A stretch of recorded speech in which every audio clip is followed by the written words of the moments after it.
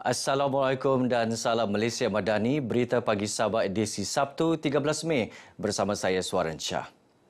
Penjawat awam negeri ini digesa menghayati nilai dan makna gagasan Malaysia Madani dan memahami hala tuju Sabah Maju Jaya agar dapat memberikan perkhidmatan terbaik untuk rakyat.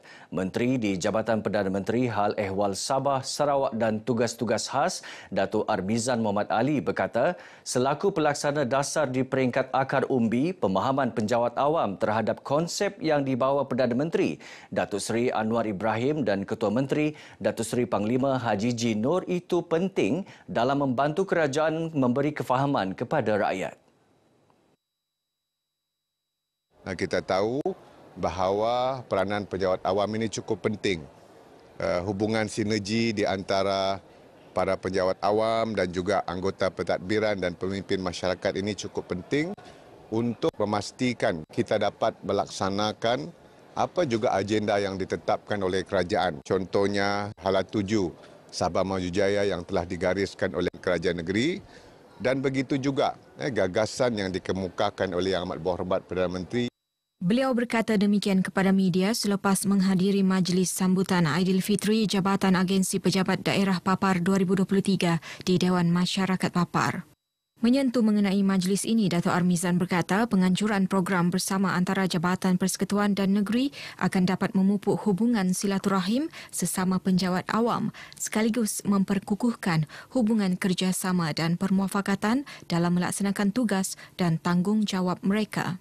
Kehadiran pemimpin masyarakat ke majlis tersebut juga merupakan pengiktirafan tinggi kepada penjawat awam dalam membentuk hubungan positif dan sama-sama melaksanakan dasar kerajaan. Majikan di negeri ini diminta agar dapat menawarkan peluang pekerjaan yang sesuai bagi memastikan golongan belia mendapat pekerjaan sekaligus mengurangkan kadar pengangguran. Menteri Sains, Teknologi dan Inovasi Datuk Dr. Muhammad Arifin Muhammad Arif berkata, langkah itu juga penting bagi memastikan golongan majikan memperoleh tenaga pekerja yang berkelayakan dan berpotensi mengikut keperluan perusahaan dan industri. Saya harap majikan-majikan yang khususnya yang ada di Sabah memberikan juga kerjasama dan menawarkan pekerjaan-pekerjaan yang sesuai untuk anak-anak kita di Sabah untuk membolehkan mereka berkhidmat di negeri Sabah. Beliau menyatakan demikian di Kundasang Ranau bagi mengulas mengenai program My Future Job yang dikendalikan Perkeso. Sehingga April tahun ini sebanyak 29,766 peluang pekerjaan telah ditawarkan melalui program My Future Job. Daripada jumlah itu, 467 pencari kerja berjaya ditempatkan dalam sektor pekerjaan. Terdahulu berucap merasmikan program Hari Bertemu Pelanggan Kementerian Sumber Manusia Peringkat Daerah Ranau, Datuk Arifin berkata kerajaan sentiasa peka dalam meningkatkan mutu perkhidmatan penyampaian kepada masyarakat luar bandar melalui program outreach selain membantu pencari kerja mendapatkan pekerjaan. Beliau yakin pendekatan tersebut berupaya memberi impak positif kepada rakyat sekaligus membantu memperkasa pembangunan ekonomi negara secara menyeluruh. Peruntukan bagi pembinaan sekolah baharu atau penambahan bilik darjah di negeri ini perlu disegerakan demi keselesaan guru dan pelajar. Focal Person Kebangsaan Kementerian Pendidikan Muhammad Arif Tun Sakaran berkata ia antara langkah terbaik untuk mengurangkan kesesakan pelajar di bilik darjah di kawasan berkapasiti tinggi seperti Kota Kinabalu. Jabatan Pendidikan Negeri sudah ada kan, cuma mungkin kita menunggu dan eloknya kita segerakanlah supaya kita tidak mau kesesakan ini berterusan setiap tahun. Jadi saya menyeru kepada KPM untuk mengambil serius mengenai kesesakan yang kita alami terutama di daerah Kota Kinabalu dan di seluruh Sabah.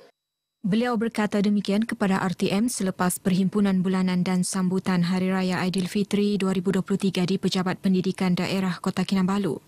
Sementara itu ditemui dalam program sama, Pegawai Pendidikan Daerah PPD Kota Kinabalu, Suhaimi Mat Shah memaklumkan pihaknya berjaya mengurangkan bilangan pelajar mengikuti program pemulihan khas di daerah berkenaan.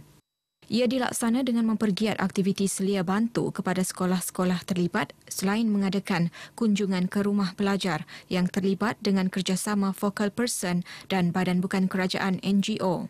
Kita telah berjaya menurunkanlah, kalau setakat ini kita ada 59 orang pelajar lagi lah di seluruh daerah Kota Kinabalu. Kita sudah berjaya mengurangkan sehingga ke 39 orang lah.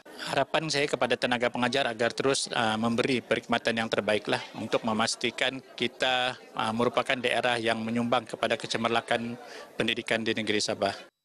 Tambah Suhaimi, pihaknya menyasarkan sifar pelajar kelas pemulihan khas menjelang penghujung tahun ini.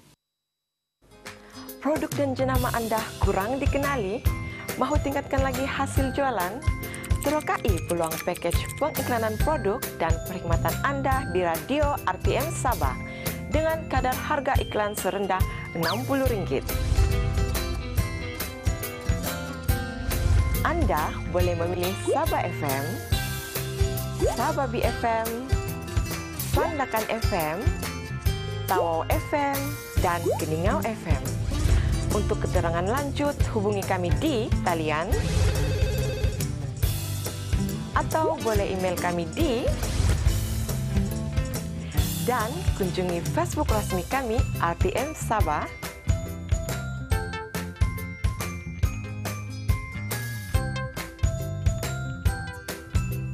Perniagaan anda keutamaan kami.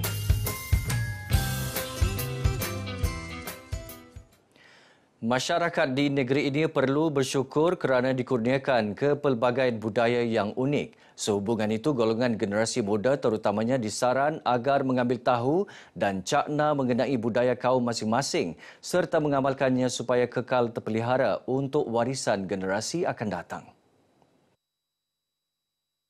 Timbalan Menteri Sains, Teknologi dan Inovasi yang juga ahli Parlimen Pensiangan Dato' Arthur Joseph Kurup berkata, ini kerana budaya yang terdiri seni kraf, makanan, perayaan, bahasa dan seni bina bangunan adalah merupakan identiti sesuatu kaum.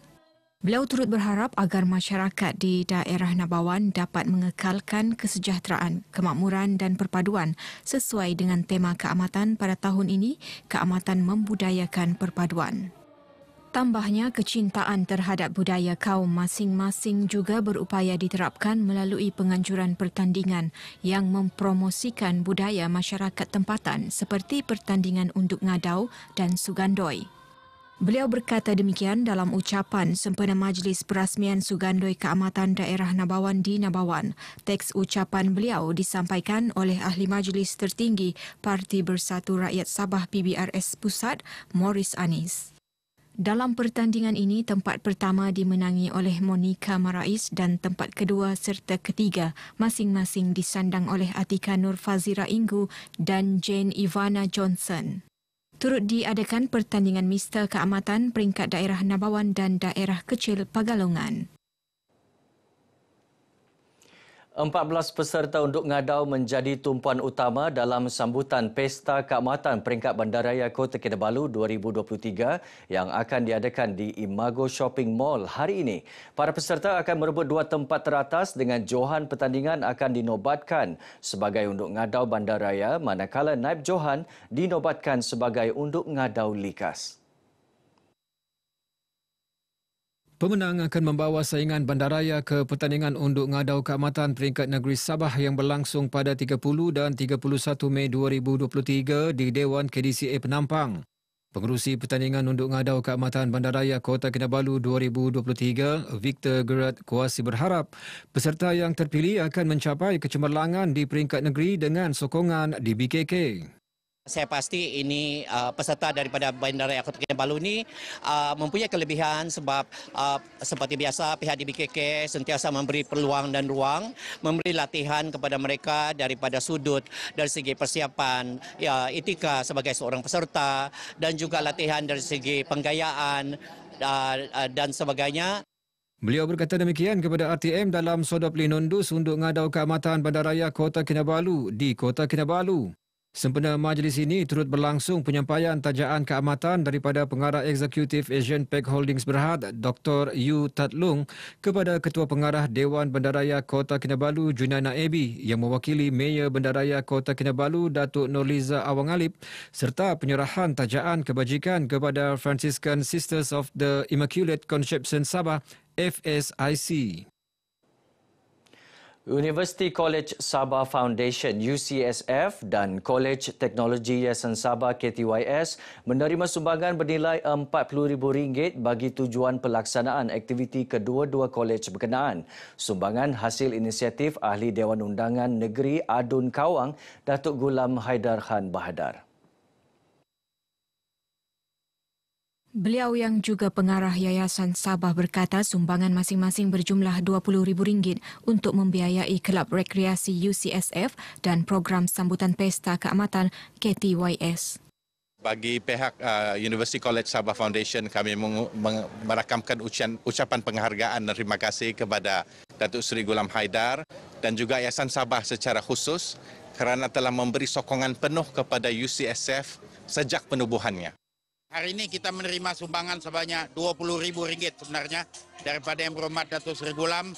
Kita akan gunakan untuk sambutan-sambutan perayaan yang akan datang dan RM10,000 untuk membiayai jamuan kita pada hari ini.